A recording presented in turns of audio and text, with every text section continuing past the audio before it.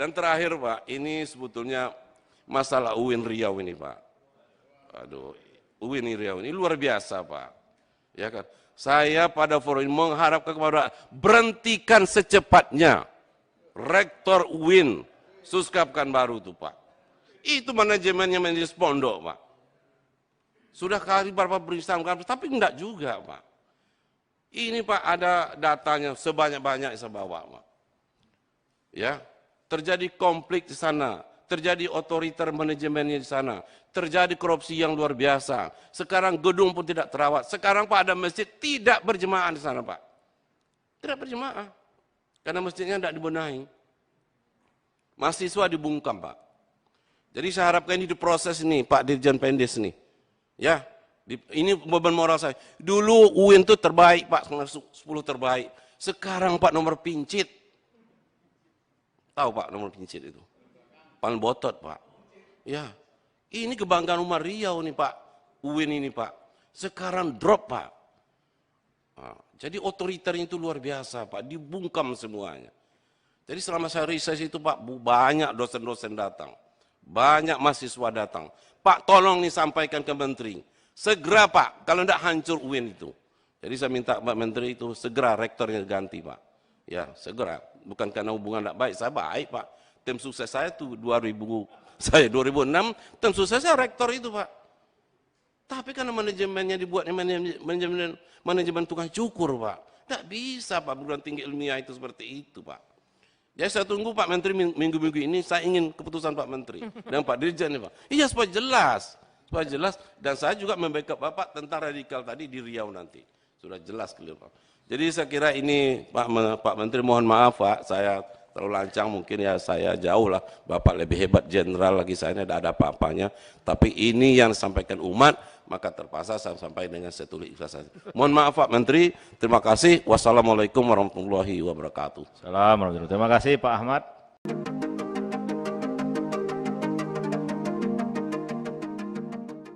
Assalamualaikum warahmatullahi wabarakatuh. Alhamdulillah, assalatu wassalamu ala rasulillah Sayyidina wa maulana wa habibina Muhammad ibn Abdullah wa ala alihi wa ashabihi wa ummatihi ila yaumil qiyamah min yaumina hadha ila yaumil bi'athah wa yaumin nahda wa ba'd. Yang saya hormati Bapak Menteri Agama Republik Indonesia, para pejabat eselon 1 Kementerian Agama Republik Indonesia, yaitu Bapak PLT Sekjen Kemenak RI,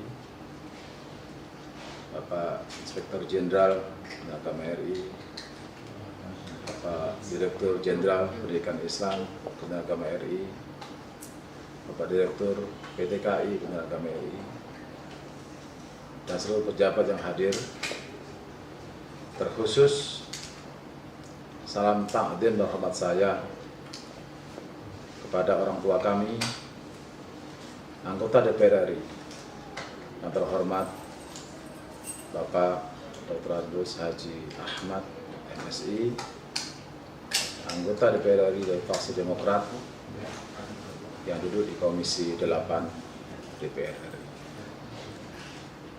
Puji dan syukur mari sama-sama kita persembahkan kehadirat Allah Subhanahu wa taala yang diiringi dengan shalawat dan salam buat junjungan kita Nabi besar Muhammad sallallahu alaihi wasallam. Pak Menteri, Pak Ahmad, dan seluruh pejabat yang saya hormati, serta seluruh masyarakat yang mendengarkan video ini.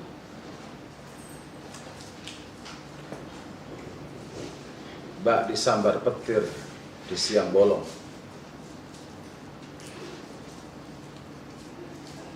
Tak ada angin, tak ada hujan. Saya kemarin menerima video dan sebaran FB, dari grup WhatsApp yang menyebar ke seluruh pemilik WA yang berisi rekaman rapat Pak Menteri Agama beserta jajaran dengan Komisi 8 DPR RI, di mana Bapak Ahmad salah satu yang ikut berbicara di sana. Dari beberapa penggal video yang sampai ke saya, Bapak Ahmad yang terhormat dengan tegas memberikan pernyataan-pernyataan yang saya pikir perlu saya klarifikasi, karena Bapak menggunakan video, juga akan saya balas juga dengan video. Dari penggalan video Bapak itu, Bapak menyatakan bahwa Bapak punya data berdasarkan hasil reses, kemudian terkait dengan pengelolaan UIN yang Bapak sebut di situ, UIN berada di posisi kincit di saat saya mimpin.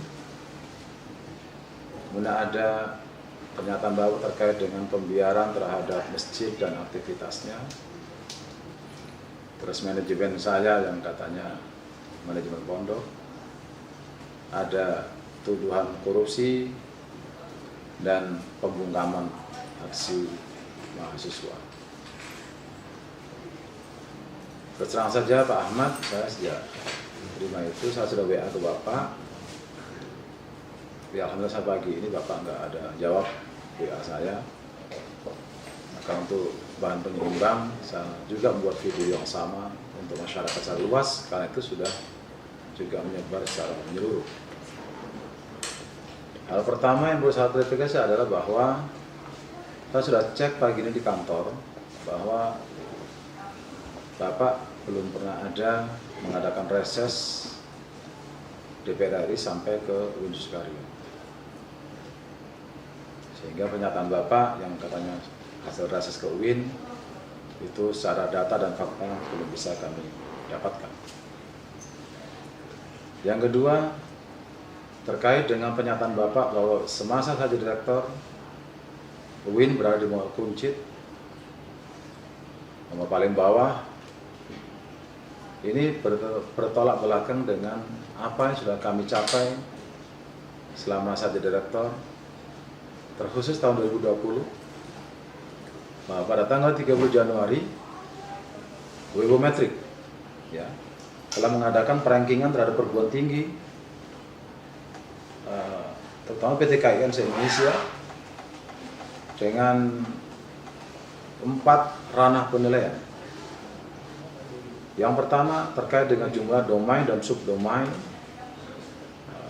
IT kita diakui dunia. Lalu ada yang namanya visibility dan network. Kemudian di sana ada transparansi dan excellency.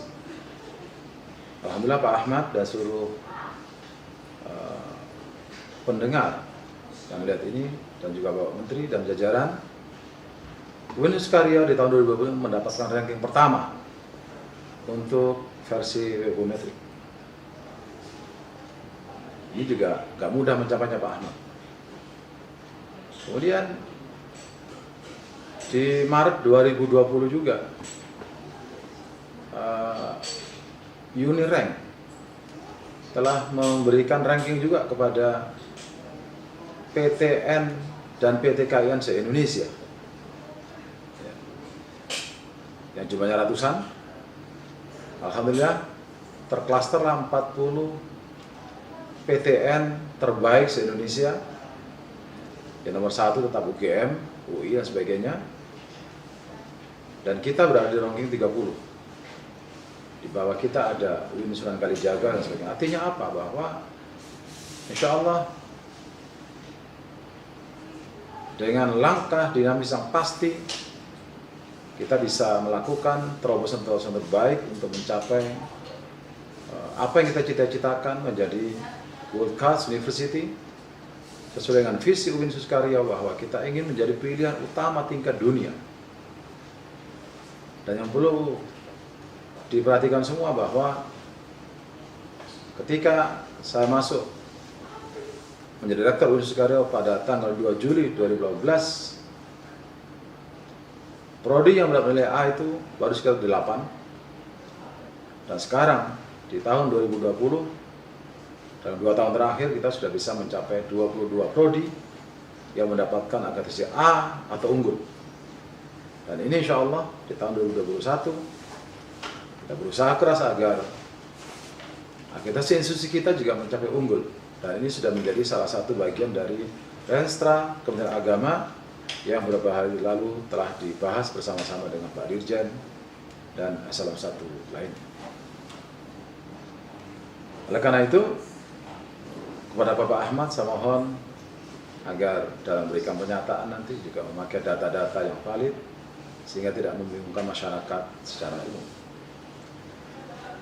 Kemudian hal ketiga yang Bapak soroti adalah terkait dengan pembangunan masjid dan aktivitasnya. Bapak Ahmad yang terhormat, Masjid UIN Suskaria itu sampai detik ini, atau paling tidak sampai tanggal 29 November 2019, ketika Inspektur Jenderal Kementerian Agama mengadakan audit tentang barang milik negara, statusnya adalah KDP, konstruksi dalam pembangunan. Masjid ini mulai dibangun tahun 2012 dengan 5 tahap pencairan dana yang kumulasinya mencapai 49 miliar sekian. Di 5 kali pencairan, tahap pertama 9 miliar, kedua 4 miliar, ketiga 13 miliar, keempat 3 miliar, dan yang kelima 18 miliar. Kondisi fisik masjid hari ini, bisa tegaskan Pak Ahmad, silakan nanti saya undang dengan segala hormat kepada Pak Ahmad untuk melihat fisik masjid, silakan dilihat. Kondisi tiang-tiang utama sudah keropos Pak, rapuh.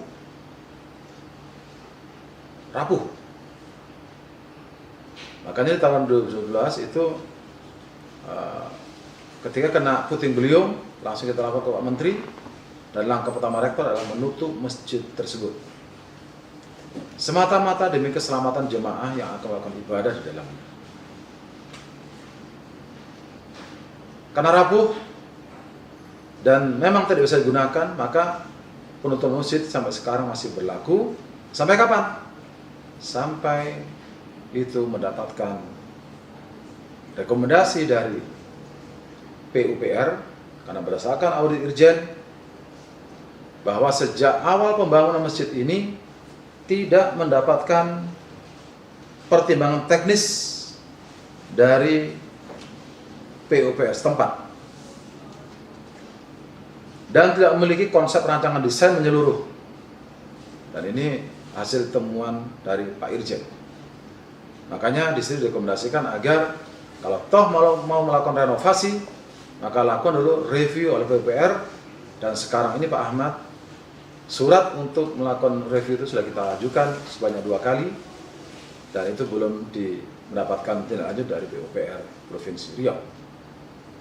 Nah, oleh karena itu, kedua Bapak juga saya harapkan agar data-data yang Bapak tampilkan, apalagi di sidang Dewan yang terhormat itu, mohon Bapak juga pegang data yang sangat bagus, supaya tidak terjadi ketidaknyamanan sebagai sama-sama penyelenggara negara. Bapak di DPR, saya di UIN Suskaria, sama-sama sebagai pejabat negara yang tentu dalam menjalankan tugas ini tetap berdasarkan pada aspek data dan regulasi yang jelas. Ini bukan apologi Pak Ahmad, bahwa masjid ini dibangun sejak tahun 2012 dan anggarannya berakhir tahun 2015. Tahun 2015 Ahmad Mujahidin itu belum jadi rektor. belum menjadi pejabat. Oleh karena alangkah baiknya bila Bapak ingin mendalami Masjid Ibn Sukaryo ini, juga bisa bertanya kepada penyelenggara pada tahun masjid ini dilaksanakan pembangunan, supaya imbang. Ya. Nah, untuk menggantikan fungsi masjid, kita menjadikan Islamic Center sebagai pengganti masjid sementara. Namun sama-sama kita ketahui bahwa sejak Maret 2020 kita kena COVID-19, di mana masjid juga nggak berfungsi kembali, dan sampai detik ini bahkan Wali Kota Pekanbaru sudah mengeluarkan zona untuk tampan, di mana Win Riau berada di dalamnya, itu masuk dalam pembatasan sosial berskala mikro. Artinya ini betul-betul sejak 10 September besok itu kita berada dalam isolasi wilayah, karantina wilayah secara kecil, karena jumlah COVID-19-nya terus bertambah berat. Makanya kalau azan nggak terdengar, ya memang kondisi yang mengharuskan seperti itu sekarang ini.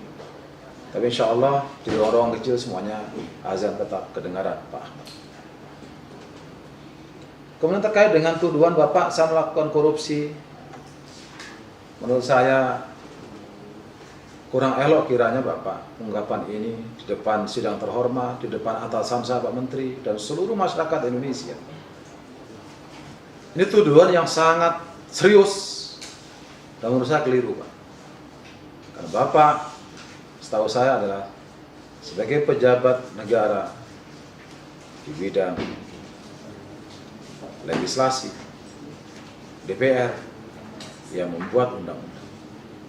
Sementara yang bisa menjustifikasi seseorang untuk korupsi atau tidak, itu sudah ada lembaganya dan ada pejabat-pejabat khususnya.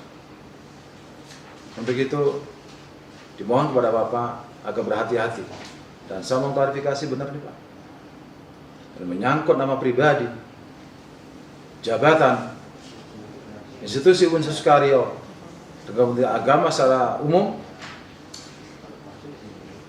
Dan alhamdulillah sampai detik ini Pak, laporan keuangan Kementerian Agama di tahun 2019 oleh BPK dinyatakan wajar tanpa pengecualian. Ya kalau di sana sih masih ada sedikit kekurangpahaman, ada pengembalian honorarium yang berlebih, itu ada yang bisa kita lakukan penyelesaiannya dengan sangat baik, ditindaklanjuti, dan sampai detik ini tidak ada tuduhan korupsi dari lembaga-lembaga resmi negara kepada Rektor Unsur Sukaryo secara khusus, dan mohon kepada Bapak untuk klarifikasi dengan sebaik-baik. Terkait dengan mahasiswa, aktivitas kemahasiswaan, juga dosen. Ya Bapak dengan bangga bahwa banyak dosen yang melapor kepada Bapak, mahasiswa lapor kepada Bapak. Ya, sebagai kita sama-sama sahabat Pak Ahmad, pernah bersusah payah, sama-sama berjuang di Riau ini. Alangkah baiknya Bapak tabayun kepada rektor. Dan Bapak juga bisa mendidik dosen dan mahasiswa bahwa atasan Anda itu rektor. Jadi diselesaikan secara internal dulu Pak, bukan langsung dikorong-korong keluar. Oleh karena itu, saya organisasi kemahasiswaan, saya adalah aktivis yang jadi rektor. Insya Allah saya tahu bagaimana berorganisasi yang baik. Makanya, oleh kesempatan yang mulia ini kepada adik-adik mahasiswa, insya Allah bergabunglah dengan organisasi-organisasi yang bisa mendidik Anda menjadi orang-orang terbaik ketika nanti Anda telah menjadi sarjana. Oleh karena itu, melalui video ini, saya sangat mengharap kepada Pak Ahmad untuk melakukan klarifikasi, tentunya dengan data dan fakta yang Bapak miliki, supaya tidak terjadi fitnah. Ya, dan saya berharap ini bisa diselesaikan dengan baik, dan saya tunggu klarifikasi Bapak. Terima kasih, dan kepada semua pihak, mari kita ciptakan ketenangan, kedamaian, agar masalah ini tidak berlarut, dan fitnah, praduga-praduga Mari kita bersihkan hati kita, pikiran kita, langkah kita, membangun bangsa yang berada dalam krisis pandemi COVID-19 ini, supaya tidak bertambah krisisnya karena perilaku kita yang kurang elok di depan masyarakat. Terima kasih kepada Pak Ahmad, saya ucapkan terima kasih bisa menerima video ini. Kepada Pak Menteri, saya mohon arahan dan bimbingannya. Pak Dirjen, Pak Sekjen, Pak Irjen, semoga Allah memberikan jalan yang lurus kepada kita. Ihdinas siratal mustaqim, wallahu muwaffiq ila aqwamit thoriq. Assalamualaikum warahmatullahi wabarakatuh.